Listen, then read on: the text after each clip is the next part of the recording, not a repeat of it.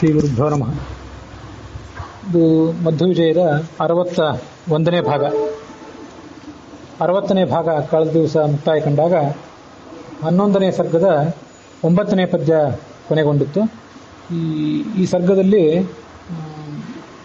ಶಾಸ್ತ್ರದ ಶ್ರವಣ ಮನನ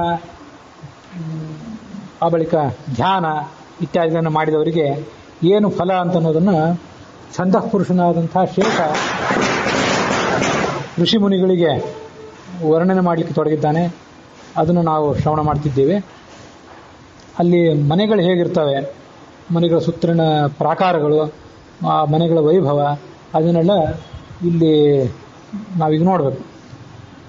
ಶಬಲಾವಲೇಕ ಘಟಿತ ಸ್ಫಟಿಕ ದ್ಯುತಿಭಿರ್ಹರಿನ್ಮಣಿ ಮಗೀವಲಭಿ ಪ್ರತಿಸದ್ಮ ಭಾತಿ ಯಮುನಾ ಮಿಲಿತ ಸಿತಸೌರ ಸೈಂಧವ ಪಯೋಭಿರಿವ. ಮನೆಗಳ ಒಳಗೆ 4 ಗೋಡೆಗಳು ಮೇಲೆ ಛತ್ತಿರ್ತದಲ್ಲ, ಆ ಮೇಲಿನ ಛಾವಣಿ ಮತ್ತು ಗೋಡೆಗಳು ಇವೆರಡೂ ಸಂಧಿಸುವಂಥ ಜಾಗ, ಈ ಅಂಚುಗಳು ಇರ್ತಾವಲ್ಲ, ಅಲ್ಲೆಲ್ಲ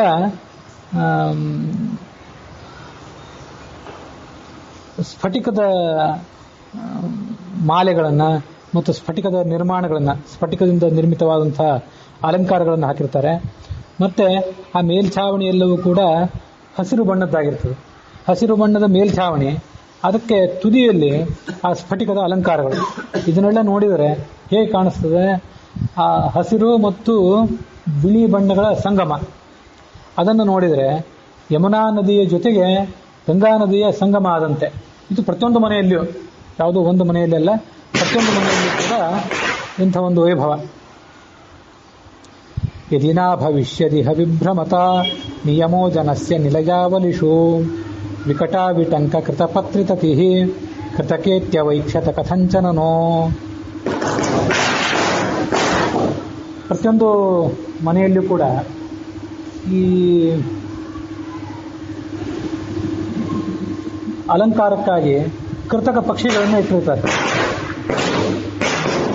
ಮಣಿಗಳಿಂದ ಮತ್ತು ಉಳಿದ ವಸ್ತುಗಳಿಂದ ನಿರ್ಮಿತವಾದಂಥ ಕೃತಕ ವಸ್ತುಗಳನ್ನು, ಕೃತಕ ಪಕ್ಷಿಗಳನ್ನು ಪ್ರತಿಯೊಂದು ಮನೆಯಲ್ಲೂ ಇಟ್ಟಿರ್ತಾರೆ. ಆ ಕೃತಕ ಪಕ್ಷಿಗಳ ಸೌಂದರ್ಯ ಎಷ್ಟು ನೈಜವಾಗಿರ್ತದೆ ಅಂತಂದರೆ, ಅದನ್ನು ಸಾಧಾರಣರಾದವರು ಅದು ಜೀವಂತ ಪಕ್ಷಿಗಳಂತೆ ತಿಳ್ಕೋಬೇಕು. ಆದರೆ ಮುಕ್ತರಿಗೆ ಭ್ರಾಂತಿ ಇಲ್ಲಲ್ಲ, ಭ್ರಾಂತಿ ಇಲ್ಲ. ಆ ಕಾರಣಕ್ಕಾಗಿ ಅವರಿಗೆ ಅದು ಕೃತಕ ಅಂತ ಗೊತ್ತಾಗ್ತದೆ. ಕೃತಕ ಇದು ವಾಸ್ತವಿಕವಾದ್ದಲ್ಲ, ನೈಜವಾದ್ದಲ್ಲ ಅಂತ ಅವರಿಗೆ ಸ್ಪಷ್ಟವಾದ ತಿಳುವಳಿಕೆ ಬರ್ತದೆ.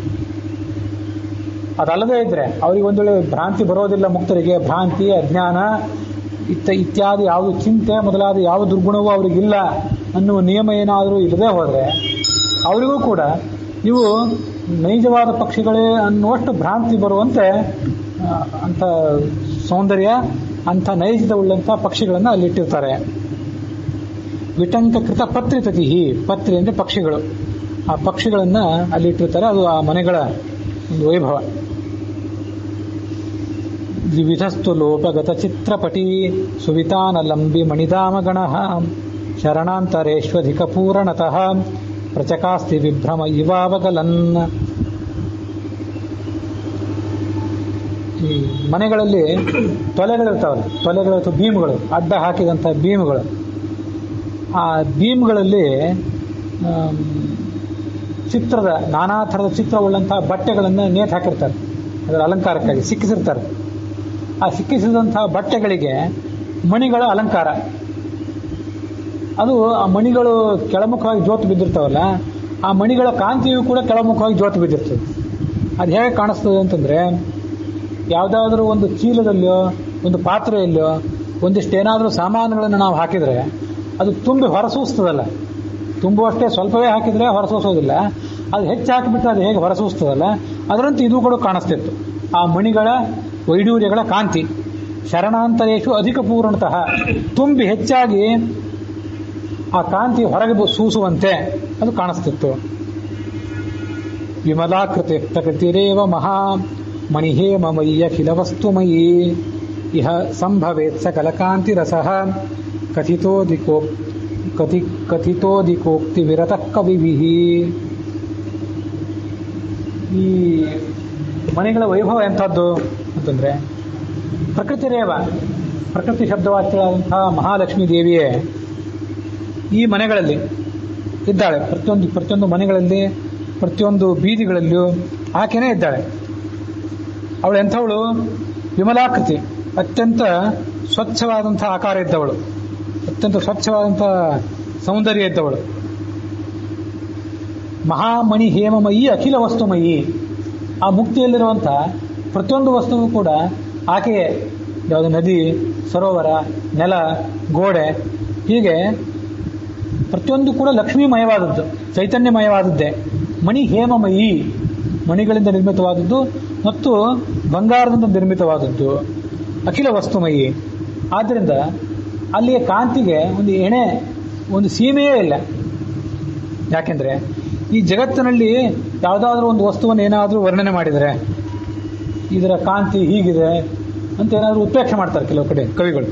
ಉತ್ಪ್ರೇಕ್ಷಾಲಂಕಾರ, ರೂಪಕಾಲಂಕಾರ, ಉಪಮಾಲಂಕಾರ, ಹೀಗೆ ಕವಿಗಳು ನಾನಾ ಥರದ ಅಲಂಕಾರಗಳನ್ನು ಈ ಜಗತ್ತಿನಲ್ಲಿ ಪ್ರಯೋಗ ಮಾಡ್ತಿರ್ತಾರೆ.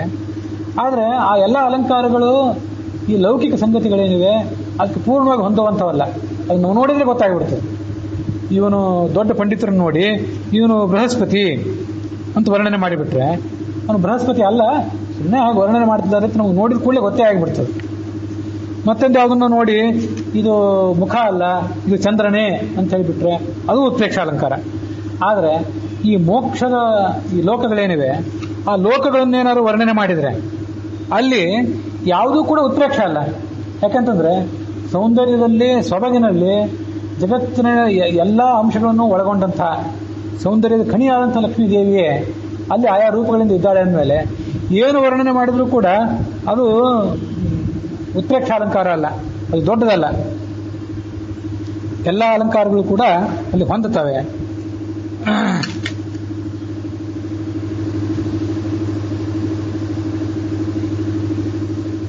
ಇದಕ್ಕೆ ಪ್ರಮಾಣ ಏನು? ಶ್ರೀರೇವ ಲೋಕರೂಪೇಣ ವಿಷ್ಣೋಸ್ತಿಷ್ಠತಿ ಸರ್ವದಾ ಅಥೋ ಹಿ ವೈಷ್ಣವಾಲೋಕಾ ನಿತ್ಯಾಸ್ತೆ ಚೇತನ ಅಪಿ. ಇದು ಹಿಂದೆನೂ ಕೂಡ ಈ ಸಂಗತಿ ನಾನು ಬೇಕಾದ್ರೆ ಹೇಳಿದ್ದೆ, ಆದರೆ ಅದಕ್ಕೆ ಪ್ರಮಾಣ ಶ್ಲೋಕ ಆವಾಗ ಒದಗಿಸಿದ್ದಿಲ್ಲ. ಅದನ್ನು ಮತ್ತಷ್ಟು ಅಧ್ಯಯನ ಮಾಡಲಿಕ್ಕೆ ಅನುಕೂಲ ಆದಾಗ ಈ ಒಂದು ಶ್ಲೋಕ ಹೇಳಿದೆ. ಈ ಶ್ಲೋಕ ಎಲ್ಲಿದು ಅಂದರೆ ಗೀತಾ ತಾತ್ಪರ್ಯದಲ್ಲಿ ಬರುವಂಥ ಶ್ಲೋಕ. ಅಧ್ಯಾಯ ಶ್ಲೋಕ ಇತ್ಯಾದಿ ನನಗೆ ನೆನಪಿಲ್ಲ. ವಿಷ್ಣೋ ಲೋಕರೂಪೇಣ ಶ್ರೀರೇವ ತಿಷ್ಠತಿ, ಲಕ್ಷ್ಮೀದೇವಿ ಎಲ್ಲ ಕಡೆ ಇದ್ದಾಳೆ. ಆದ್ದರಿಂದ ವೈಷ್ಣವಾಹ ಲೋಕಾಹ, ಪೀಠದ್ವೀಪ, ಅನಂತಾಸನ, ವೈಕುಂಠ ಅನ್ನುವ ಲೋಕಗಳೇನಿವೆ ಇವೆಲ್ಲವೂ ನಿತ್ಯವಾದ ಲೋಕಗಳು. ಈ ಉಳಿದ ಬ್ರಹ್ಮಲೋಕದ ಪರ್ಯಂತ ಪ್ರತಿಯೊಂದು ಲೋಕವೂ ಕೂಡ ನಿತ್ಯವಾದ ಲೋಕ ಅಲ್ಲ, ಇವೆಲ್ಲ ಅಶಾಶ್ವತವಾದ ಲೋಕಗಳು. ಅದು ಇವ್ಯಾವೂ ಕೂಡ ಅಶಾಶ್ವತ ಅಲ್ಲ. ಯಾಕಂದರೆ ಲಕ್ಷ್ಮೀದೇವಿಯ ಸ್ವರೂಪಕ್ಕೆ ನಾಶ ಇಲ್ಲ, ಅವಳ ಸ್ವರೂಪವೇ ಈ ಲೋಕಗಳಾದ್ದರಿಂದ ಲೋಕಗಳು ನಿತ್ಯ ಮತ್ತು ಯಾವುದೂ ಕೂಡ ಜಡ ಅಲ್ಲ. ಅಲ್ಲಿರುವಂಥ ಪ್ರತಿಯೊಂದು ಸಂಗತಿಯೂ ಕೂಡ ಚೈತನ್ಯಮಯವಾದಂಥ ಸಂಗತಿ ಅಂತ ಅದ್ರ ಬಗ್ಗೆ ಒಂದು ಕಡೆ ಗೀತಾ ತಾತ್ಪರ್ಯದಲ್ಲಿ ಹೇಳ್ತಾರೆ. ಅದನ್ನೇ ಈ ಶ್ಲೋಕದಲ್ಲಿ ಹೇಳಿದ್ದಾರೆ.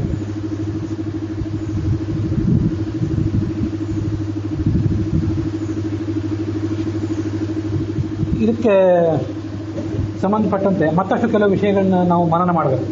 ಅದು ಹರಿಕಥಾಮೃತಸಾರವನ್ನು ನಾವು ನೋಡುವಾಗ ಅಲ್ಲೊಂದು ಪ್ರಶ್ನೆ ಬಂದಿತ್ತು. ಆ ಪ್ರಶ್ನೆಗೆ ಹೊಂದಿಕೊಂಡಂತೆ ಒಂದು ಸಮಾಧಾನನೂ ಕೂಡ ನಾವು ಆವಾಗ ಕಂಡುಕೊಂಡಿದ್ವಿ. ಆದರೆ ನನಗೇನು ಆವಾಗೊಂದು ಸಂಶಯ ಬಂದಿತ್ತು, ಆ ಸಂಶಯಕ್ಕೆ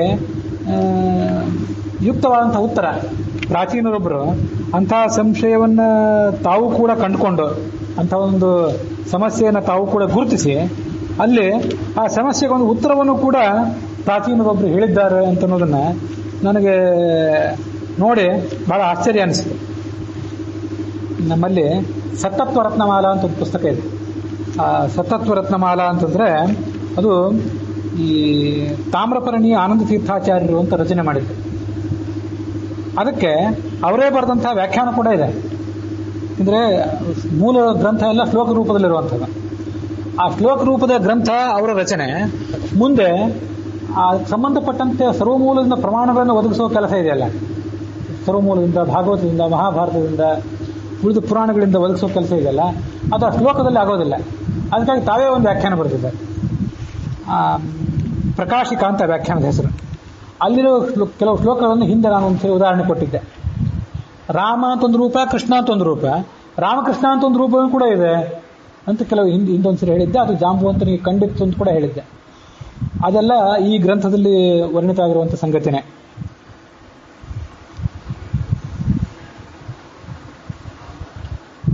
ಲೋಕೇಶ್ವೀದೃಶ ನಿಸ್ಸಂಖ್ಯ ವಿಭವೇಶು ಸುರಾಸದ ರೂಪಯೌವನ ಸಂಪನ್ನ ಲಲನಾಯುತ ಮಧ್ಯಗಾಹ ನಾನಾ ಭೋಗಭುಜ ಸತ್ಯಕಾಮ ಕ್ರೀಡತ್ಯನಂತಧ ರಾಜಾನಃ ಋಷಿಗಂಧರ್ವ ಪ್ರಮುಖಾಃ ಅಪಿ ಕೇಚನ.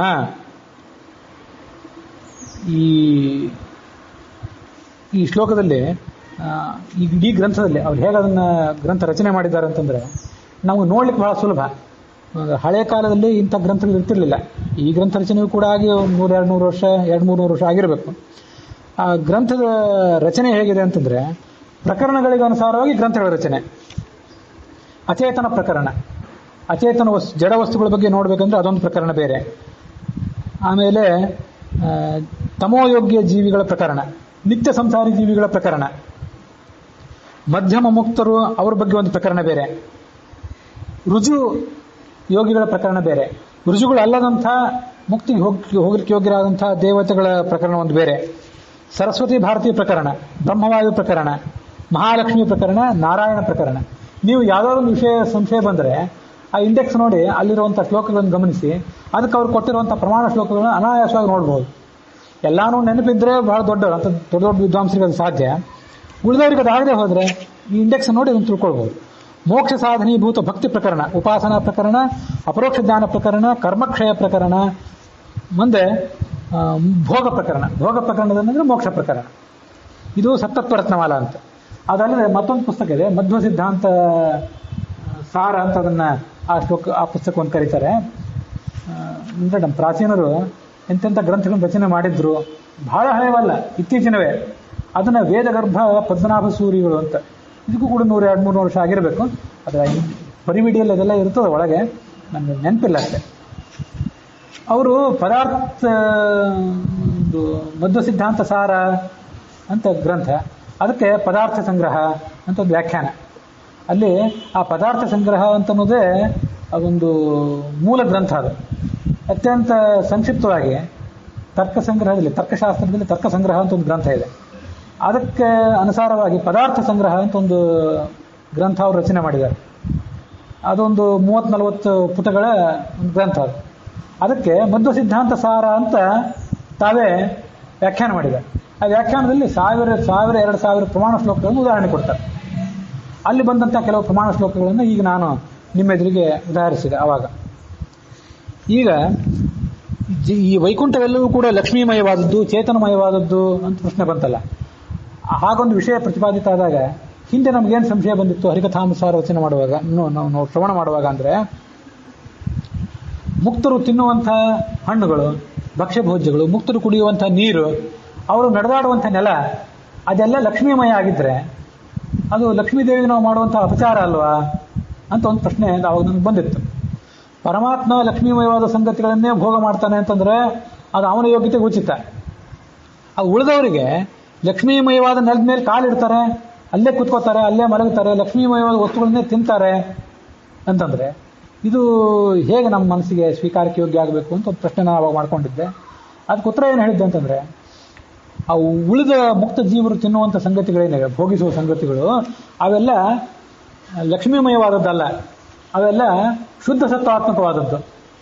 ಈ ಸಂಸಾರದಲ್ಲಿ ಸತ್ವ ರಜಸ್ತಮೋ ಗುಣಗಳಿಂದ ರಚಿತವಾದ ಸಂಗತಿಗಳನ್ನು ನಾವು ಉಪಯೋಗ ಮಾಡ್ತೇವೆ.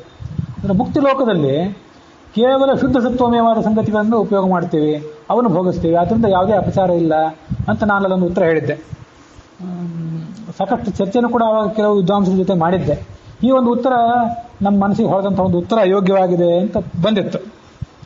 ಆ ಪ್ರಶ್ನೆಯನ್ನ ಈ ತಾಮ್ರಪರ್ಣಿ ಆನಂದ ತೀರ್ಥಾಚಾರ್ಯರು ತಮ್ಮ ಸತ್ತತ್ವ ರತ್ನಮಾಲಾದಲ್ಲಿ ತಗೊಂಡು ಅದಕ್ಕೆ ಚರ್ಚೆನೂ ಕೂಡ ಮಾಡಿದ್ದಾರೆ ಅಂತಂದ್ರೆ ನನಗೆ ಇದನ್ನು ಓದಿ ಬಹಳ ಆನಂದ ಅನಿಸಿತ್ತು. ಅವ್ರು ಕೊಡುವಂಥ ನಾನು ಹೇಳಿದ ಉತ್ತರವೂ ಅಲ್ಲಿದೆ, ಅದಲ್ಲದೆ ಅವರೊಂದು ಬೇರೆ ಉತ್ತರವನ್ನು ಕೊಡ್ತಾರೆ. ಅದು ಬಹಳ ಶ್ರೇಷ್ಠವಾದಂಥ ಉತ್ತರ.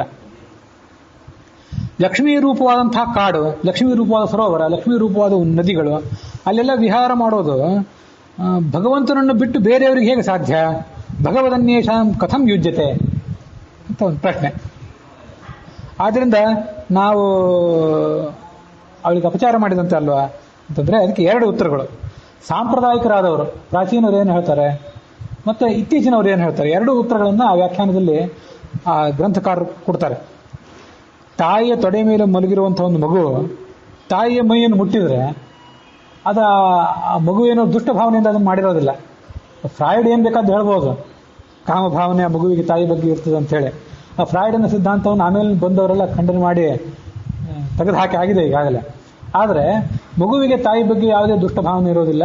ಹಾಗೆ ತಾಯಿಯೂ ಕೂಡ ತನ್ನ ಮೈಯನ್ನು ತನ್ನ ಅಂಗಾಂಗಗಳನ್ನು ಮುಟ್ಟಿದಂತಹ ಮಗುವಿನ ಬಗ್ಗೆ ಅವಳೇನು ತಪ್ಪು ತಿಳ್ಕೊಳ್ಳೋದಿಲ್ಲ. ಅದರಂತೆ ಲಕ್ಷ್ಮೀಮಯವಾದ ಹಾಸಿಗೆ, ಲಕ್ಷ್ಮೀಮಯವಾದ ಕಾಡು, ಮಾರ್ಗಗಳು, ಮನೆಗಳು ಅದು ಯಾವುದು ಕೂಡ ಅಪಚಾರ ಅಲ್ಲ. ಯಾಕೆಂದ್ರೆ ರಮಾಯಾಹ ಅಪಿ ಮಾತೃತ್ವಾತ್ ಪೋಷಣಾದಿ ಕರ್ತೃತ್ವಾತ್ ನ ವಿಹಾರ ದೋಷಾಯ. ಬಹಳ ಸುಂದರವಾದಂತಹ ಒಂದು ಪರಿಹಾರ. ಅದಲ್ಲದೆ ಮತ್ತೊಂದು ಪರಿಹಾರ ಕೊಡಬಹುದು ಅಂತ ಹೇಳ್ತಾರೆ. ಅದೇನಂತಂದ್ರೆ, ಈಗ ಮಹಾಭಾರತದಲ್ಲಿ ನಾವು ನಿನ್ನೆ ಶ್ಲೋಕ ನೋಡಿದ್ವಲ್ಲ, ಶಾಖಾಂ ಶಾಖಾಂ ಮಹಾನದ್ಯ ಸ್ರವಂತಿ ಪರಿತಸ್ರವಾಹ ಧಾನಾಪೂಪ ಮಾಂಸಖಂಡ ಸದಾ ಪಾಯಸಕರ್ದಮಾಹ ಅಂತ ವನಪರ್ವದಲ್ಲಿ ಬಂದಂತಹ ಒಂದು ಶ್ಲೋಕವನ್ನ ನಾವು ಹಿಂದೆ ನೋಡಿದ್ವಿ. ಆ ವನಪರ್ವದಲ್ಲಿ ಬಂದಂಥ ಶ್ಲೋಕ ಆ ಹುರಿದ ಕಾಳುಗಳು, ಮಾಂಸಖಂಡಗಳು, ಮಾಂಸದ ಭಕ್ಷ್ಯಗಳು, ಹಾಗೆ ಪಾಯಸಗಳು, ಇದನ್ನೆಲ್ಲ ಮುಕ್ತರಾದರು ಉಪಯೋಗ ಮಾಡ್ತಾರೆ ಅಂತ ಅಲ್ಲಿ ಬಂದಿತ್ತಲ್ಲ. ಅವೆಲ್ಲ ಯಾವುದು? ಅವೆಲ್ಲ ಶುದ್ಧ ಸತ್ವಾತ್ಮಕವಾದದ್ದು. ಶುದ್ಧ ಸತ್ವಾತ್ಮಕ ಪದಾರ್ಥ ಶ್ರವಣಂ ಶ್ರೂಯತೆ. ಆದ್ರಿಂದ ಅದಂತೂ ತಪ್ಪೇ ಇಲ್ಲ. ನಾವು ಹೇಳಿದ ಉತ್ತರನೂ ಇಲ್ಲದೆ, ಹಾಗೆ ಲಕ್ಷ್ಮೀಮಯವಾದ ಸಂಗತಿಗಳನ್ನು ಅವರು ಉಪಯೋಗ ಮಾಡ್ತಾರೆ ಅಂತಂದ್ರೆ ಆ ಉತ್ತರವು ಕೂಡ ಯೋಗ್ಯವಾದ ಉತ್ತರವೇ. ಹೀಗೆ ಎರಡು ಉತ್ತರಗಳು ಅಲ್ಲಿ ಬಂದಿರೋದ್ರಿಂದ ಅವೆರಡನ್ನೂ ನಾವು ಅನುಸಂಧಾನ ಮಾಡ್ಕೊಳ್ಳಿಕ್ಕೆ ಏನು ತಪ್ಪಿಲ್ಲ.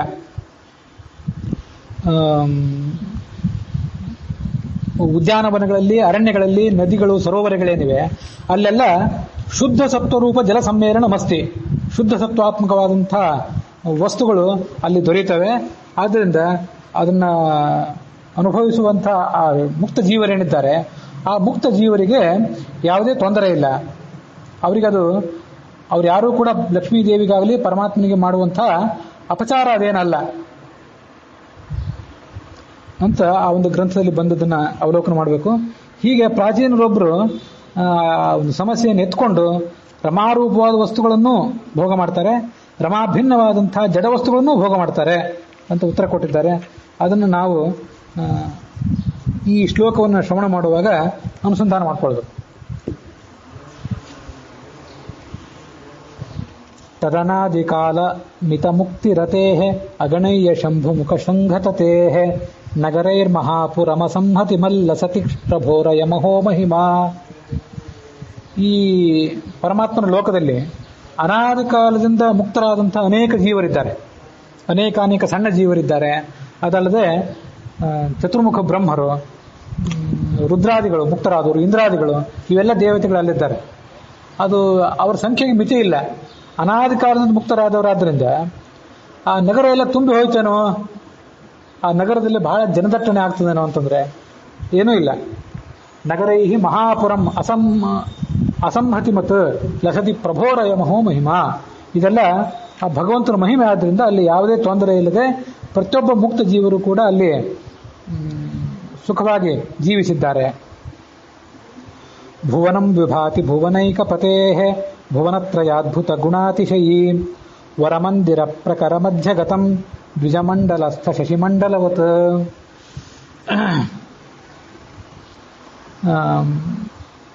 ಆ ಮುಕ್ತ ಲೋಕದಲ್ಲಿ ಉಳಿದೆಲ್ಲರ ಮನೆಗಳು, ಬ್ರಹ್ಮಾದಿಗಳ ಮನೆಗಳು, ಚತುರ್ಮುಖ ಮತ್ತೆ ರುದ್ರಾದಿಗಳ ಮನೆಗಳು ಎಲ್ಲ ಅಲ್ಲಿವೆ. ಆ ಎಲ್ಲರ ಭವನಗಳ ನಡುವೆ ಒಂದು ಪರಮಾತ್ಮನ ಮನೆ ಇದೆ. ಅದು ಎಂಥದ್ದು ಅಂತಂದ್ರೆ ದ್ವಿಜಮಂಡಲಸ್ಥ ಶಶಿಮಂಡಲವತ್. ಸುತ್ತಮುತ್ತಲು ನಕ್ಷತ್ರಗಳು, ಆ ನಕ್ಷತ್ರಗಳ ನಡುವೆ ಇರುವಂಥ ಚಂದ್ರಮಂಡಲದಂತೆ. ನಕ್ಷತ್ರಗಳ ಸಮೂಹದಲ್ಲಿ ನಡುವೆ ಚಂದ್ರ ಹೇಗೆ ಪ್ರಕಾಶಿಸ್ತಾನೋ ಮತ್ತು ನಕ್ಷತ್ರಗಳ ಕಾಂತಿಗಿಂತ ಚಂದ್ರನ ಕಾಂತಿ ಹೇಗೆ ಹೆಚ್ಚಿಂದೋ ಅದರಂತೆ ಉಳಿದೆಲ್ಲ ದೇವತೆಗಳ ಮನೆಗಳ ಸೊಬಗು, ಅವುಗಳ ಸೌಂದರ್ಯ, ಅದಕ್ಕಿಂತ ಹೆಚ್ಚಿನ ಸೌಂದರ್ಯ ಪರಮಾತ್ಮನ ಸ್ವಂತ ಮನೆಯದ್ದು. ಆ ಎಲ್ಲ ಮನೆಗಳ ನಡುವೆ ಪರಮಾತ್ಮನ ಮನೆ ಇದೆ ಅಂತ ಅದನ್ನು ವರ್ಣನೆ ಮಾಡ್ತಾರೆ. ಭುವನತ್ರಯಾದ್ಭುತ ಗುಣಾತಿಶಯಿ. ಇಡೀ ಜಗತ್ತಿನಲ್ಲಿ ಎಲ್ಲಿಯೂ ಕೂಡ ಆ ಪರಮಾತ್ಮನ ಮನೆಗೆ ಸದೃಶವಾದ ವೈಭವ ಇನ್ಯಾವ ಮನೆಯಲ್ಲಿಯೂ ಕೂಡ ಇಲ್ಲ. ಇನ್ನು ಮುಂದಿನ ಒಂದು ಶ್ಲೋಕ, ಇದರ ತಾತ್ಪರ್ಯ ನಾವು ಕನ್ನಡ ಹಾಡುಗಳಲ್ಲಿ ಬೇಕಾದಷ್ಟು ಬಾರಿ ಕೇಳಿದ್ದೆ. ಸ್ವಯಮಿಂದಿರೈವ ಪತಿಮಾನಕರಿ ಗೃಹಕರ್ಮ ಯತ್ರ ಕುರುತೆ ಸುತರಾಂ ಅಪಿ ಕಿಂಕರಿ ದಶಶತೀ ಮಹಿತಾ ಶ್ರಿಯಮತ್ರ ವರ್ಣಯತಿ ವೇಶ್ಮನಿಕಃ. ಆ ಪರಮಾತ್ಮನ ಮನೆಯಲ್ಲಿ ಕೆಲಸ ಮಾಡಲಿಕ್ಕೆ ಅಂಥೇಳಿ ಕಿಂಕರಿ ದಶಶತಿ, ಸಾವಿರಾರು ಜನ ಸೇವಕಿಯರಲ್ಲಿದ್ದಾರೆ. ಅಷ್ಟೆಲ್ಲ ಸೇವಕಿಯರಿದ್ರೂ ಕೂಡ ಆ ಲಕ್ಷ್ಮೀದೇವಿ ಸ್ವಯಂ ಅಲ್ಲಿ ಕೆಲಸಗಳನ್ನು ಮಾಡ್ತಾಳೆ ಆ ಮನೆಯಲ್ಲಿ. ಯಾಕೆಂದ್ರೆ ಪತಿ ಮಾನಕರಿ, ಅದು ಆ ಭಗವಂತನಿಗೆ ಆಕೆ ಸಲ್ಲಿಸುವಂತಹ ಒಂದು ಸೇವಾ. ಗೃಹಕರ್ಮ ಯತ್ರ ಕುರುತೆ ಸುತರಾಮ್, ತಾನೊಬ್ಬಳು ಮಾಡ್ತಾಳೆ. ಹೀಗೆ ಲಕ್ಷ್ಮೀದೇವಿನೇ ಆ ಕೆಲಸಗಳನ್ನು ಮಾಡ್ತಾಳೆ ಅಂತಂದ್ರೆ ಆ ಮನೆಯ ಸೊಬಗು, ಮನೆಯ ವೈಭವ ಎಷ್ಟಿದ್ದಿರಬೇಕು ಅದನ್ನೊಂದು ಬಾರಿ ನಾವು ಮನಸ್ಸಿಗೆ ತಂದ್ಕೋಬೇಕು. ಯಾವುದೋ ನಿಮ್ಮ ಮನೆಗಳಲ್ಲಿ ಗೃಹಿಣಿಯರಾದವರು ಬಹಳ ಶಿಸ್ತಾಗಿ ಕೆಲಸಗಳನ್ನು ಮಾಡಿ ಮನೆಯನ್ನು ಬಹಳ ಓರಣವಾಗಿ ಇಟ್ಟಿರ್ತಾರೆ. ಅಂತಹ ಮನೆಗಳನ್ನು ನೋಡ್ಲಿಕ್ಕೆ ನಮಗೆ ಬಹಳ ಆನಂದ ಅನಿಸ್ತಿರ್ತದೆ. ಒಬ್ಬ ಸಾಧಾರಣ ಗೃಹಿಣಿಯೇ ಇಷ್ಟು ಸುಂದರವಾಗಿ ಮನೆಯನ್ನು ಪಾಲನೆ ಮಾಡ್ತಾಳೆ ಅಂತಂದ್ರೆ ಜಗತ್ತಿನ ಅತ್ಯಂತ ದೊಡ್ಡ ಗೃಹಿಣಿ ಅವಳು ಪಾಲನೆ ಮಾಡುವಂಥ ಮನೆ, ಆ ಮನೆಯ ವೈಭವವನ್ನು ಯಾರು ವರ್ಣನೆ ಮಾಡಬೇಕು? ಆ ವರ್ಣನೆ ಮಾಡಿ ಮುಗಿಯೋದೇನು ಅಂತಾರೆ ಕವಿಗಳು. ಇದಕ್ಕೆ ಸಂಬಂಧಪಟ್ಟಂಥ ಒಂದು ಭಾಗವತ ಶ್ಲೋಕ ಇದೆ, ಅದನ್ನ ಹಿಂದೊಂದ್ಸರಿ ಹೇಳಿದ್ದೆ. ಕೆಲವು ಸರಿ ಅದನ್ನು ಲಕ್ಷ್ಮೀದೇವಿಗೆ ಮಂಗಳಾರತಿ ಮಾಡುವಾಗ ಆ ಶ್ಲೋಕ ಕೂಡ ಹೇಳಿದ್ದೆ. ಅದು ಕೂಡ ಮನಸ್ಸಿಗೆ ನಮಗೆ ಆಹ್ಲಾದ ಕೊಡುವಂಥ ಒಂದು ಶ್ಲೋಕ. ಭಾಗವತದ 2ನೇ ಸ್ಕಂದದ 9ನೇ ಅಧ್ಯಾಯದಲ್ಲಿ 13ನೇ ಶ್ಲೋಕ. ಅದು ಶ್ಲೋಕ ಸಂಖ್ಯೆ ಸ್ವಲ್ಪ ಬೇರೆ ಬೇರೆ ಪುಸ್ತಕಗಳಲ್ಲಿ ಬೇರೆ ಬೇರೆ ಇದ್ದಿರಬೇಕು. ಶ್ರೀರ್ಯತ್ರ ರೂಪಿಣ್ಯುರ್ಗಾಯ ಪಾದಯೋ ಕರೋತಿ ಮಾನಂ ಬಹುಧಾ ವಿಭೂತಿಭಿಃ ಪ್ರೇಂಕಶ್ರಿತಾಯ ಕುಸುಮಾಕರಾನುಗೈ ವಿಗೀಯಮಾನ ಪ್ರಿಯಕರ್ಮ ಗಾಯತಿ ಅಂತ ಒಂದು ಶ್ಲೋಕ. ಶ್ರೀಹಿ ಯತ್ರ ರೂಪಿಣಿ, ಪರಮಾತ್ಮನ ಮನೆಯಲ್ಲಿ ವೈಕುಂಠ ಲೋಕದಲ್ಲಿ ಆ ಉದ್ಯಾನವನಗಳಲ್ಲಿ ಆಕೆ ಸುಂದರವಾದ ರೂಪವನ್ನು ತಾಳಿ ಉರುಗಾಯ ಪಾದಯೋಹೋ ಮಾನಂ ಬಹುಧಾ ಕರೋತಿ.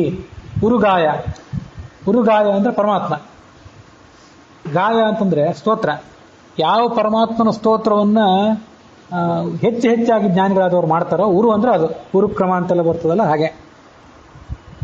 ಉರುಗಾಯ ಅಂತ ವೇದದಲ್ಲಿ ಬರುವಂತಹ ಒಂದು ಶಬ್ದ ಅದು. ಆ ಭಗವಂತನ ಪಾದಗಳಿಗೆ ಕರೋತಿ ಮಾನಂ, ತಾನೇ ಪೂಜೆ ಮಾಡ್ತಾಳೆ.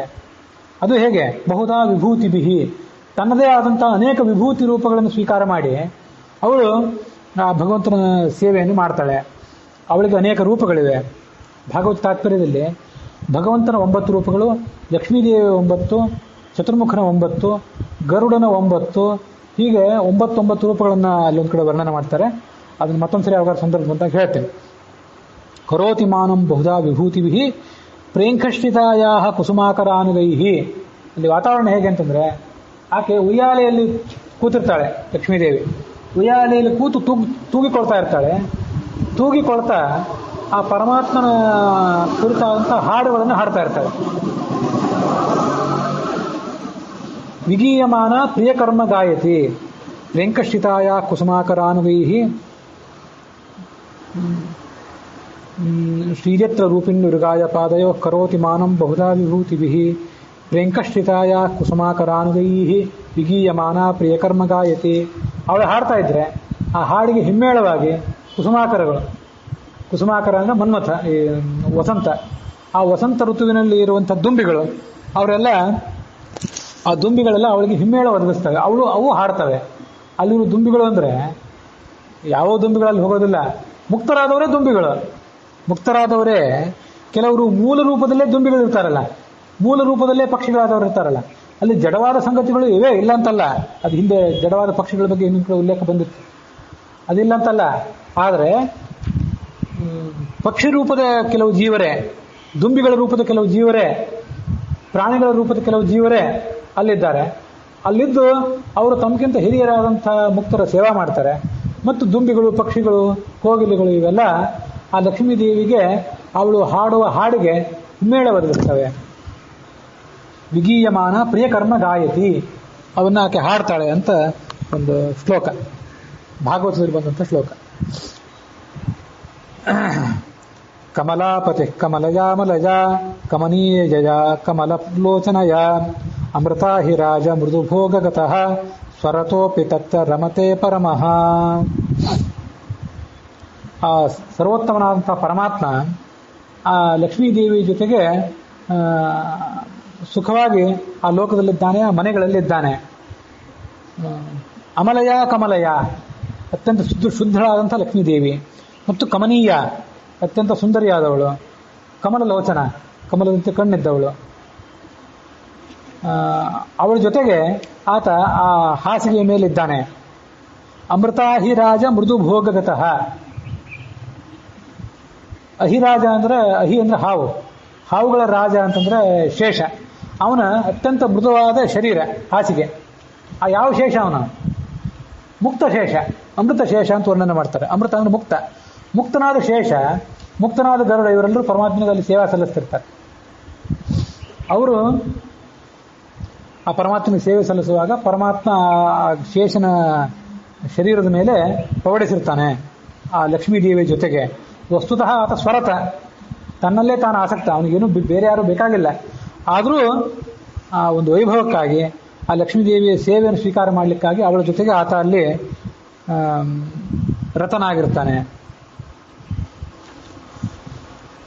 ತರುಣ ಪ್ರಭಾಕರ ಸಹಸ್ರ ರುಚಂ ಕನಕಾಂಬರಂ ಮಣಿಭಯಾಭರಣಂ ಹಸಿತಾನನೇಂದು ಮರವಿಂದ ದೃಶಂ ತಮರೀಂದ್ರಧಾರಿಣ ಮನುಸ್ಮರತ. ಇವನು ಶೇಷ ಆ ಮುನಿಗಳಿಗೆ ಮತ್ತು ಉಳಿದವರೆಲ್ಲರಿಗೂ ಕೂಡ ಒಂದು ಕೊಡುವಂಥ ಒಂದು ಸೂಚನೆ. ನೀವು ಎಲ್ಲರೂ ಭಗವಂತನನ್ನು ಸ್ಮರಣೆ ಮಾಡಿರಿ. ಎಂಥವನು ಭಗವಂತ? ತರುಣ ಪ್ರಭಾಕರ ಸಹಸ್ರ ರುಚಂ, ಸಾವಿರಾರು ಎಳೆಯ ಸೂರ್ಯರಂತೆ ಕಾಂತಿ ಇದ್ದವನು. ಕನಕಾಂಬರ, ಬಂಗಾರದ ಆ ಒಂದು ಪೀತಾಂಬರ ಹುಟ್ಟವನು. ಮಣಿಮಯಾಭರಣಂ, ಮಣಿಯಿಂದ ನಿರ್ಮಿತವಾದಂತಹ ಆಭರಣಗಳನ್ನು ಧಾರಣೆ ಮಾಡಿದವನು. ಮುಖದ ಮೇಲೆ ಎಂದು ಮಾಸದಂತಹ ಮುಗುಳ್ನಗೆ ಇದೆ, ಮತ್ತೆ ಕಮಲದಂತೆ ಕಣ್ಣಿದ್ದವನು. ಅರೀಂದ್ರಧಾರಿ, ಅರೀಂದ್ರ ಅಂದ್ರೆ ಚಕ್ರ, ಶ್ರೇಷ್ಠವಾದ ಚಕ್ರವನ್ನು ಕೈಯಲ್ಲಿ ಧಾರಣೆ ಮಾಡಿದ್ದಾನೆ. ಆ ಚಕ್ರಧಾರಿಯಾದ ಭಗವಂತನನ್ನ ನೀವು ಸ್ಮರಣೆ ಮಾಡಿಕೊಳ್ಳ್ರಿ. ಆ ಮುಕ್ತ ಲೋಕದಲ್ಲಿರುವಂತಹ ಭಗವಂತನನ್ನ ಸ್ಮರಣೆ ಮಾಡಿಕೊಳ್ಳ್ರಿ. ಗಣಯೇದ್ರಮಾಸ್ಯ ನಗುಣಾನ ಖಿಲಾನ್ ಚತುರಾನನಶ್ಚತುರವಾಗಪಿ ನೋ ನವಯಂ ಸಹಸ್ರವದನ ಅಪಿತಾ ನಪರೋದಿತ ನತಿವದೇಮ ಪುನಃ. ಶೇಷ ಹೇಳ್ತಾನೆ, ಆ ಪರಮಾತ್ಮನ ವೈಭವವನ್ನು ಯಾರು ವರ್ಣನೆ ಮಾಡಬೇಕು? ಇದು ಹಿಂದೊಂದ್ಸರಿ ಈ ಶ್ಲೋಕವನ್ನು ಕೂಡ ನಾನು ಎಲ್ಲೋ ಪ್ರವಚನದಲ್ಲಿ ಹೇಳಿದ್ದೆ. ರಮಾದೇವಿಗೂ ಕೂಡ ಆತನ ಎಲ್ಲಾ ಗುಣಗಳನ್ನು ಲೆಕ್ಕ ಮಾಡ್ಲಿಕ್ಕೆ ಆಗೋದಿಲ್ಲ. ಚತುರಾನನಃ ಚತುರವಾಗಪಿನೋ, ಚತುರಾನನ ಅಂದ್ರೆ ನಾಲ್ಕು ಮುಖದ ಬ್ರಹ್ಮ. ಅವನು ಚತುರವಾಗ್, ಅತ್ಯಂತ ಚಾತುರ್ಯಪೂರ್ಣವಾಗಿ ಮಾತನಾಡಬಲ್ಲಂತಹ ವ್ಯಕ್ತಿ ಅವನು. ಅಷ್ಟಾದ್ರೂ ವಾಕ್ಪತಿ ಆತ ಆದ್ರೂ, ಬೃಹಸ್ಪತಿ ಆತ ಆದ್ರೂ ಅವನಿಗೂ ಇನ್ನೆಲ್ಲವನ್ನು ವರ್ಣನೆ ಮಾಡಲಿಕ್ಕೆ ಸಾಧ್ಯ ಆಗೋದಿಲ್ಲ. ಚತುರವಾಗಪಿನೋ, ನಾನು 1000 ಮುಖ ಇದ್ದವನು, 1000 ಮುಖವುಳ್ಳಂಥ ನಾವಾದರೂ ನಮಗಾದರೂ ವರ್ಣನೆ ಮಾಡ್ಲಿಕ್ಕೆ ಸಾಧ್ಯ ಇದೆ ಅಂದರೆ ನಮಗೂ ವರ್ಣನೆ ಮಾಡ್ಲಿಕ್ಕೆ ಸಾಧ್ಯ ಇಲ್ಲ. ಆದರೆ ಅಪರೋದಿತಾನ್ ಅತಿ ವಧುವೇಮ ಪುನಃ, ನನಗಿಂತ ಕೆಳಗಿನವರಾದಂಥ ಇಂದ್ರಾದಿಗಳು, ಗರುಡ ಶೇಷ ರುದ್ರರು 5ನೇ ಕಕ್ಷಾದಲ್ಲಿದ್ದಾರೆ. 6ನೇ ಕಕ್ಷಾದಲ್ಲಿರುವಂಥ ಷಣ್ಮಹಿಷಿಯರು, 7ನೇ ಕಕ್ಷಾದಲ್ಲಿರುವಂಥ ವಾರುಣಿ ಸುಪರ್ಣಿ ಮೊದಲಾದವರು, 8ನೇ ಕಕ್ಷಾದಲ್ಲಿರುವಂಥ ಇಂದ್ರ ಮೊದಲಾದವರು ಏನು ವರ್ಣನೆ ಮಾಡ್ತಾರೆ ಅದಕ್ಕಿಂತ ಹೆಚ್ಚು ಮಾಡಬಲ್ಲೆವರು. ನಮ್ಗಿಂತ ಮೇಲೆಯವರೇನಿದ್ದಾರೆ ಅವ್ರಿಗಿಂತ ಕಡಿಮೆನೇ ನಾವು, ಪೂರ್ಣ ಅಂತೂ ಅಲ್ಲವೇ ಅಲ್ಲ. ವಿಧಯೋ ವಿಹಂಗ ಪತಯೋ ಗಣಿತಾ ರಮಣೀಯುತಾಶ್ಚ ಫಣಿಪೇಂದ್ರ ಮುಖಾ ಪರಭೋಗ ಭೂರಿ ಸುಖಭೋಗಮಿತಾ ಪರಯೋಗ ಭೂರಿ ಸುಖಭೋಗಮಿತಾ ಅವಲೋಕ್ಯ ತಂ ದಧತಿ ಮೋದರಸಂ.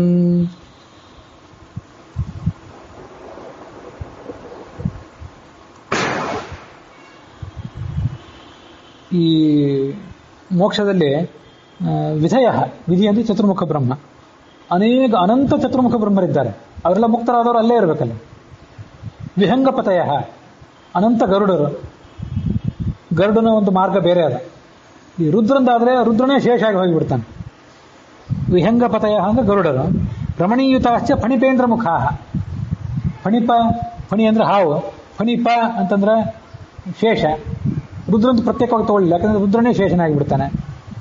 ಅವರೆಲ್ಲ ರಮಣೀಯುತಾಹ, ತಮ್ಮ ತಮ್ಮ ಪತ್ನಿಯರ ಜೊತೆಗೆ ಅಲ್ಲಿ ವಿಹಾರ ಮಾಡ್ತಿರ್ತಾರೆ. ಇಂದ್ರಮುಖಾಹ, ಇಂದ್ರ ಮೊದಲಾದ ದೇವತೆಗಳು ಅವರೆಲ್ಲರೂ ಆ ಭಗವಂತನ ಪರ ಅಂತಂದ್ರೆ ಆ ಲಕ್ಷ್ಮೀ ಭಗವಂತ, ಆ ಭಗವಂತನ ಸಾಯುಜ್ಯವನ್ನು, ಪರಯೋಗ ಅಂದ್ರೆ ಸಾಯುಜ್ಯ ಮುಕ್ತಿಯನ್ನ ಅವರೆಲ್ಲರೂ ಕೂಡ ಅಲ್ಲಿ ಅನುಭವಿಸ್ತಾರೆ. ಅನುಭವಿಸಿಕೊಂಡು ಅವರು ಸುಖವಾಗಿರ್ತಾರೆ. ಪರಯೋಗ ಭೂರಿ ಸುಖ ಭೋಗಂ ಇತಾಹ ಅವಲೋಕ್ಯತಂ ದದತಿ ಮೋದರಸಂ. ಆ ಭಗವಂತನನ್ನ ಹೊರಗೂ ನೋಡ್ತಿದ್ದಾರೆ, ಒಳಗೂ ಕೂಡ ನೋಡ್ತಿದ್ದಾರೆ. ಆ ಭಗವಂತನ ಶರೀರದ ಒಳಗೆ ಇವರಿದ್ದಾರೆ, ಇದ್ದು ಅದ್ಭುತವಾದ ಸುಖವನ್ನು ಅನುಭವಿಸ್ತಾ ಇದ್ದಾರೆ. ಇಲ್ಲಿ ಈ ಮೋಕ್ಷ ಏನಿದೆಯಲ್ಲ, ಆ ಮೋಕ್ಷ ಅಂತ ಅನ್ನೋದು ಸಾಲೋಕ್ಯ, ಸಾಮೀಪ್ಯ, ಸಾರೂಪ್ಯ, ಸಾಯುಜ್ಯ ಅಂತ ಈಗ 4 ಥರದ್ದು. ಈ ಸಾಲೋಕ್ಯ ಅಂತ ಏನು ಮೋಕ್ಷ ಇದೆಯಲ್ಲ, ಸಾಲೋಕ್ಯ ಅಂತಂದ್ರೆ ಭಗವಂತನ ಲೋಕದಲ್ಲೇ ಇರೋದು ಅಂತ ಅರ್ಥ. ಶ್ವೇತದ್ವೀಪ, ಅನಂತಾಸನ, ವೈಕುಂಠ ಅನ್ನುವಂಥ ಲೋಕಗಳಲ್ಲೇ ಇದ್ರೆ ಅದಕ್ಕೆ ಸಾಲೋಕ್ಯ ಅಂತ ಕರೀತಾರೆ. ಲೋಕದಲ್ಲಿ ನೀವು ತೀರಾ ಭಗವಂತನ ಸಮೀಪ ಇರೋದಿಲ್ಲ. ಭಗವಂತನ ನೀವು ಮುಕ್ತರಾದರೂ ಕೂಡ ಎಲ್ಲಾ ಮುಕ್ತರಿಗೂ ಕೂಡ ಭಗವಂತನ ತೀರಾ ಸಮೀಪ ಇರುವಂಥ ಭಾಗ್ಯ ಇಲ್ಲ. ಅವರು ಎಲ್ಲೋ ಸ್ವಲ್ಪ ದೂರ ಇರ್ತಾರೆ, ಅದೇ ಲೋಕದಲ್ಲಿ ಬೇರೆ ಕಡೆ ದೂರ ಇರ್ತಾರೆ. ಅದರಿಂದ ಅವರಿಗೆ ಮುಕ್ತರಾದ್ರಿಂದ, ಅಪರೋಕ್ಷ ಜ್ಞಾನಿಗಳಾದ್ರಿಂದ ಅವು ಒಳಗೆ ಭಗವಂತನ ನೋಡ್ತಿರ್ತಾರೆ. ಆದರೂ ಮುಕ್ತ ಲೋಕದಲ್ಲಿರುವಂತಹ ಭಗವಂತನ ರೂಪ ಏನಿದೆ ಅದನ್ನ ಯಾವಾಗಲೂ ಅವರು ನೋಡುವಷ್ಟು ಸಮೀಪದಲ್ಲಿ ಇರೋದಿಲ್ಲ. ಅದು ಸಾಲೋಕ್ಯ ಮೊದಲನೇದು. ಸಾಮೀಪ್ಯ ಅನ್ನೋದೇನಿದೆಯಲ್ಲ ಅದು 2ನೇ ಗ್ರೇಡ್, ಹೆಚ್ಚಿಂದದು. ಅವರು ಭಗವಂತನಿಗೆ ತೀರಾ ಸಮೀಪದಲ್ಲೇ ಇರ್ತಾರೆ. ಮತ್ತಿನ್ನ ಸಾರೂಪ್ಯ ಅಂತ ಮತ್ತೊಂದಿದೆ. ಸಾರೂಪ್ಯ ಮೋಕ್ಷ ಅಂತಂದ್ರೆ ಭಗವಂತನಂತೆ ಚತುರ್ಭುಜರು, ಭಗವಂತನಂತೆ ನೀಲವರ್ಣ ಇದ್ದವರು, ಪೀತಾಂಬರ ಹುಟ್ಟವರು, ಅವರು ಸಾರೂಪ್ಯ ಮೋಕ್ಷ. ಇನ್ನು ಮುಂದೆ ಸಾಯುಜ್ಯ ಅಂತ ಮತ್ತೊಂದು ಮೋಕ್ಷ ಇದೆ. ಆ ಸಾಯುಜ್ಯ ಮೋಕ್ಷದ ವರ್ಣನೆ ಈ ಶ್ಲೋಕದಲ್ಲಿ ಬಂದಿರೋದು. ಪರಯೋಗ ಅಂತ ಬಂತು ನೋಡ್ರಿ. ಯೋಗ ಅಂದ್ರೆ ಸಾಯುಜ್ಯ, ಅದೆಲ್ಲ ಸ ಅಂತಂದು ತೊಗೊಂಡ್ಬಿಟ್ರೆ ಯುಜ್ಯ ಅನ್ನೋದು, ಯುಜ್ಯ ಯೋಗ ಅವೆಲ್ಲ ಒಂದೇ ಧಾತುವಿನಿಂದ ಹುಟ್ಟಿದಂಥ ರೂಪಗಳು. ಇಲ್ಲಿ ಹೇಳ್ತಾ ಇರೋದು ಸಾಯುಜ್ಯ ಅನ್ನೋ ಮೋಕ್ಷವನ್ನ. ಅದೇನು ಸಾಯುಜ್ಯ ಅಂತಂದ್ರೆ ಒಂದು ವರ್ಗದವರಿಗೆ ಸಾಲೋಕ್ಯ, ಸಾಮೀಪ್ಯ ಮತ್ತು ಸಾರೂಪ್ಯ ಇವುಗಳನ್ನು ದಾಟಿದ ಮೇಲೆ ಮತ್ತೊಂದು ವರ್ಗದ ದೇವತೆಗಳಿಗೆ, ಶ್ರೇಷ್ಠರಾದ ಕೆಲವು ದೇವತೆಗಳಿಗೆ ಪರಮಾತ್ಮ ಒಂದು ಅನುಕೂಲ ಮಾಡಿಕೊಡ್ತಾನಂತ. ಅದು ಹೇಗೆ ಅನುಕೂಲ ಮಾಡಿಕೊಡ್ತಾನೆ ಅಂತಂದ್ರೆ, ನಿಮಗೆ ಸುಖ ಅನುಭವಿಸಲಿಕ್ಕೆ ನಿಮ್ಮ ಶರೀರ ಸ್ವಲ್ಪ ಕಡಿಮೆ ಆಗ್ಬೋದು, ನನ್ನದೇ ಶರೀರ ಕೊಡ್ತೀನಿ ಬನ್ರಿ ಅಂತ. ನಾವು ನಮ್ಮ ಕಾರ್ನಲ್ಲಿ ಕೂತ್ಕೊಂಡು ಹೋಗೋದಕ್ಕೂ ಪ್ರಧಾನಮಂತ್ರಿಯೇ ತನ್ನ ಕಾರ್ನಲ್ಲಿ ನಮ್ಮನ್ನು ಕೂಡಿಸ್ಕೊಂಡು ಹೋಗ್ಲಿಕ್ಕೂ ಸ್ವಲ್ಪ ವ್ಯತ್ಯಾಸ ಇದೆ ಅಲ್ಲ. ಹೋಗೋದು ಅಲ್ಲಿಗೇನೆ, ಆದ್ರೆ ಅವನು ನಮಗೆ ತೋರಿಸಿದಂಥ ಒಂದು ಆತ್ಮೀಯತೆ, ಗೌರವ. ಆ ಥರ ನಿಮಗೂ ಆ ಮುಕ್ತ ಲೋಕದಲ್ಲಿ ಚಿನ್ಮಯವಾದ ಶರೀರವೇ ಇದೆ, ಬೇಕಾದ ಸುಖ ಅನುಭವಿಸ್ತೀರಿ. ಆದರೆ ಮೊದಲನೇ 3 ಗ್ರೇಡ್ನವರಿಗೆ ಇಲ್ಲದೇ ಇರುವಂಥ ಒಂದು ವೈಶಿಷ್ಟ್ಯ 4ನೇ ಗ್ರೇಡ್ನವರಿಗಿದೆ. ಅವರ ಪರಮಾತ್ಮನ ಶರೀರದ ಒಳಗೆ ಹಾಕಿಬಿಟ್ಟಿರ್ತಾರೆ. ಸಮೀಪದಲ್ಲಿರೋದಲ್ಲ, ಒಳಗೆ ಹಾಕಿಬಿಟ್ಟಿರ್ತಾರೆ. ಒಳಗೆ ಹೊಕ್ಕು ಗಚ್ಚೆಚ್ಚ ಹರಿಪಾದಾಭ್ಯಾಮ್, ಎಲ್ಲರೂ ಹೋಗ್ಬೇಕನ್ಸಿದ್ರೆ ಭಗವಂತನ ಕಾಲುಗಳ ಮೂಲಕವೇ ಹೋಗ್ತಾರೆ. ಭಗವಂತನ ಕಣ್ಗಳಿಂದಲೇ ನೋಡ್ತಾರೆ, ಅವನ ಕೈಗಳಿಂದಲೇ ಊಟ ಮಾಡ್ತಾರೆ. ಅದು ಹೆಚ್ಚಿನ ಭೋಗ, ಸುಖ ಹೆಚ್ಚು, ವೈಭವ ಹೆಚ್ಚು. ಅವರು ಮಾಡಿದ ಸಾಧನೆಗೆ ಒಂದು ಪ್ರತಿಫಲ. ಇದೆಲ್ಲ ಬಹಳ ಅದ್ಭುತವಾದ ಸಂಗತಿಗಳು. ಇವು ನಿಮಗೆ ಬೇರೆ ಯಾವ ವೇದಾಂತದಲ್ಲೂ ಇಲ್ಲವೂ ಇಲ್ಲ, ಅವ್ರು ಯಾರು ಸತ್ಯನೂ ಮಾಡ್ಕೊಂಡಿಲ್ಲ. ಇದೆಲ್ಲ ಭಾಗವತದಲ್ಲಿದೆ, ಆದರೆ ಉಳಿದವರು ಅದನ್ನು ವಿಚಾರ ಮಾಡಿಲ್ಲ, ಈ ತಾರತಮ್ಯ ವ್ಯತ್ಯಾಸವನ್ನು. ಸ್ವಯಂ ರಾಮಾನುಜರು ಕೂಡ ಇದು ಯಾವ ತಾರತಮ್ಯವನ್ನು ವಿಚಾರ ಮಾಡಿಲ್ಲ. ಎಲ್ಲರಿಗೂ ಸಮಾನವಾದ ಮುಕ್ತಿ, ನಿರಂಜನ ಪರಮಂ ಸಾಮ್ಯಮುಪೈತಿ ಅಂತ ಹೇಳಿ ಸುಮ್ಮನೆ ಆಗಿಬಿಡ್ತಾರೆ. ವಿಚಾರ ಮಾಡಬೇಕಾದವರು ರಾಮಾನುಜರೊಬ್ಬರು. ಇನ್ನು ಉಳಿದವರಲ್ಲಂತೂ ಕೆಲವ್ರದ್ದು ಅಭೇದ, ಕೆಲವ್ರದ್ದು ಮತ್ತೊಂದೇನೋ, ಕೆಲವರಿಗೆ ಮುಕ್ತ ಲೋಕ ಅಂದ್ರೆ ಇಂಥ ವೈಭವವೇ ಇಲ್ಲ, ಆ ಮುಕ್ತ ಲೋಕ ಹೋದ್ರೂ ಕೂಡ ಶರೀರ ಇಲ್ಲ ಅಂತ ಇನ್ನು ಕೆಲವರು, ಸುಖವೇ ಇಲ್ಲ ಅಂತ ಇನ್ನು ಕೆಲವರು, ನಾನಾ ಥರದ ಮುಕ್ತಿಗಳ ವರ್ಣನಾಭಾಸಗಳು.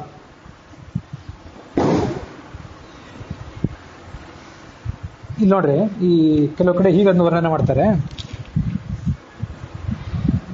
ಈ ಸಾಲೋಕ್ಯ ಅಂತ ಏನಿದೆಯಲ್ಲ ಅದು ಮನುಷ್ಯೋತ್ತಮರಿಗೆ ಉಚಿತವಾದಂಥ ಒಂದು ಮುಕ್ತಿ, ಕೆಳಗಿನ ಗ್ರೇಡಿಂದ. ಅದು ಕೇಚಿದ ಅತ್ರೈವ ಮುಚ್ಚಂತೆ ನೋತ್ಕ್ರಾಮಂತಿ ಕದಾಚನ. ಕೆಲವರೆಲ್ಲ ಅವರು ಆ ಭಗವಂತನ ಲೋಕಗಳಲ್ಲಿ ಶ್ವೇತದ್ವೀಪ, ಅನಂತಾಸನ, ವೈಕುಂಠಗಳಲ್ಲಿ ಇರ್ತಾರೆ. ಇನ್ನು ಕೆಲವರು ಅಲ್ಲಿರೋದಿಲ್ಲ, ಈ ಭೂಲೋಕ ಅಲ್ಲಿ ಇಲ್ಲಿ ಉಳಿದ ಕಡೆನೇ ಕೆಲವು ಕಡೆ ಇರ್ತಾರೆ. ಒಂದ್ಸರಿ ಅಲ್ಲಿ ಹೋಗಿ ಭಗವಂತನ ಆಜ್ಞೆ ತಗೊಂಡು ಮರಳಿ ಬಂದುಬಿಟ್ಟಿರ್ತಾರೆ. ಹಿಂದೆ ದಿನ ಹೇಳಿದ್ದೆ ನಾನು.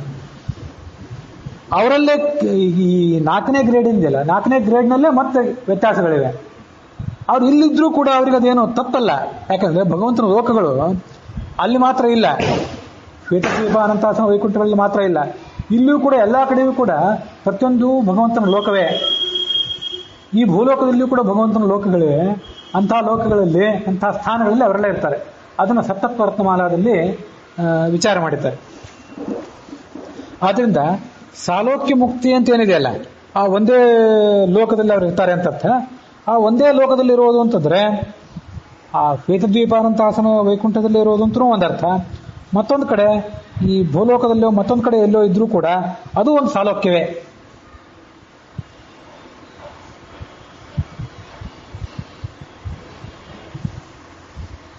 ಇದನ್ನೆಲ್ಲ ಸತ್ತತ್ವ ರತ್ನಮಾಲಾ ಅನ್ನೋ ಗ್ರಂಥದಲ್ಲಿ, ಸತ್ತತ್ವ ರತ್ನಮಾಲಾ ಗ್ರಂಥದ ವ್ಯಾಖ್ಯಾನಗಳಲ್ಲಿ ಈ ಎಲ್ಲ ವಿಷಯಗಳನ್ನ ಅವರು ಸಾಕಷ್ಟು ನಿರೂಪಣೆ ಮಾಡ್ತಾರೆ. ಪೃಥ್ವಿ ಆರಭ್ಯ, ಪೃಥ್ವಿ ಲೋಕದಿಂದ ಹಿಡ್ಕೊಂಡು ಕ್ಷೀರಸಾಗರದ ತನಕ ಯಾವನ್ ನಾರಾಯಣಾಭಿಧ ಅನಂತಸೇನ ವರ್ತತೆ, ಎಲ್ಲೆಲ್ಲಿ ಭಗವಂತ ಇದ್ದಾನೋ ಅಲ್ಲೆಲ್ಲ ಕಡೆ ಇವರಿದ್ದಾರೆ. ಅಂತರಾಲಿಕೆ ಅಂತರಿಕ್ಷಾದಿ ಸರ್ವಸ್ಥಾನೇಶ್ವಪಿ, ನಡುವೆ ಇರುವಂತಹ ಅಂತರಿಕ್ಷ ದ್ವಿಲೋಕ ಇತ್ಯಾದಿ ಎಷ್ಟೆಷ್ಟೋ ಲೋಕಗಳಲ್ಲಿ ಅವರೆಲ್ಲ ಇದ್ದಾರೆ. ಅವನ್ನೆಲ್ಲವನ್ನು ಕೂಡ ನಾವು ಈ ಒಂದು ಸಾಲೋಕ್ಯ ಲೋಕ, ಸಾಲೋಕ್ಯ ಮುಕ್ತಿ ಅಂತ ಕರಿಬೇಕು. ತಪ್ಪಲ್ಲ, ಅದು ಆ ವ್ಯಾಖ್ಯಾನದಲ್ಲೇ ಅವರೇ ತಗೊಂಡಿರುವಂತಹ ಒಂದು ವಿಷಯ ಅದು. ಆದ್ರಿಂದ ಸಾಲೋಕ್ಯ ಮುಕ್ತಿ ಅಂತ ಅನೇಕ ವಿಧವಾದದ್ದು ಇವರೆಲ್ಲರಿಗೂ ಇರುವಂಥದ್ದು. ಅದ್ರ ಮುಂದೆ ಏನಿದೆಯಲ್ಲ ಅದು ಋಷಿಮುನಿ ಮೊದಲಾದವುಗಳಿಗೆ.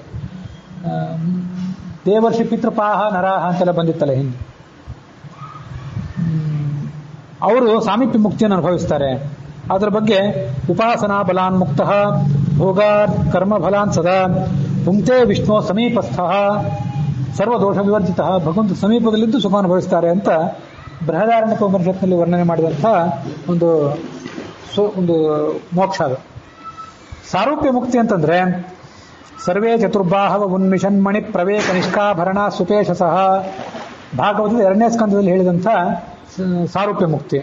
ಅದು ಜಯ ವಿಜಯ ಮೊದಲಾದವರಿಗೆ ಅಂತ ಹೇಳಬೇಕು.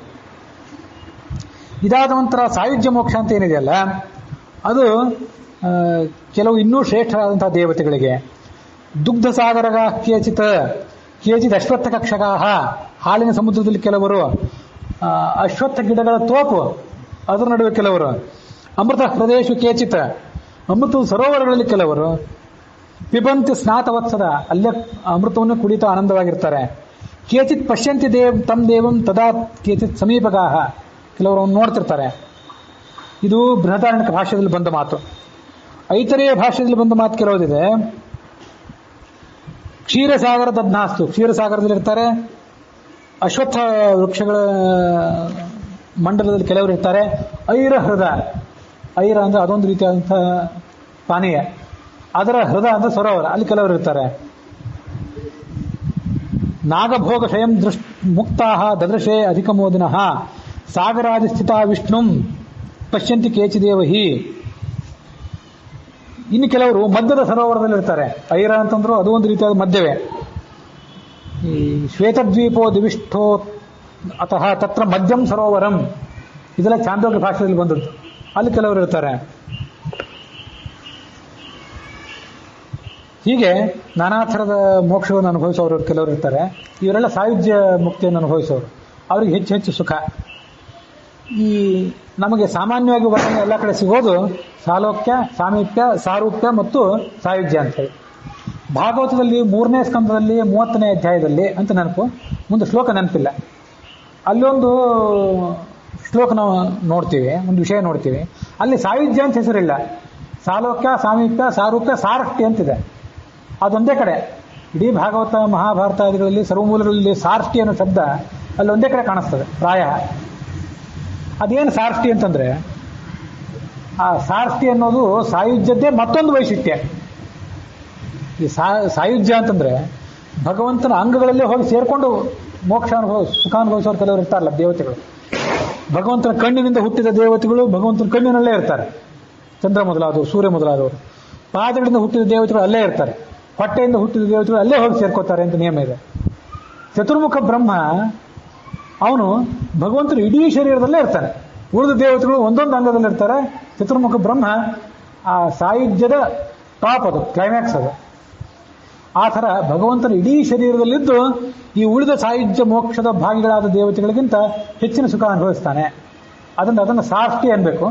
ಒಟ್ಟು 5 ಮೋಕ್ಷ 5 ಥರ ಅಲ್ಲ, 4 ಥರದ್ದೇ. ಸಾಯುಜ್ಯದಲ್ಲೇ ಒಂದು ಸಾಷ್ಟಿ, ಅದೊಂದು ಪ್ರಭೇದ ಅಂತ ಹೀಗೆ ಅದನ್ನ ತಿಳ್ಕೊಳ್ಬೇಕು. ಪರಯೋಗ ಭೂರಿ ಸುಖ ಭೋಗಮಿತಾ ಅವಲೋಕ್ಯ ತಮ್ ದದತಿ ಮೋದರಸಂ. ಹೀಗೆ ಅವರು ಅತ್ಯಂತ ಸುಖವನ್ನು ಅನುಭವಿಸ್ತಾರೆ ಅನ್ನುವಲ್ಲಿಗೆ ಈ 11ನೇ ಸರ್ಗದ 20ನೇ ಶ್ಲೋಕ ಅದರ ವರ್ಣನೆ ಒಂದಿಗೆ ಇವತ್ತಿನ ಈ ಭಾಗ ಸಮಾಪ್ತಿಯನ್ನು ಕಂಡಿದೆ.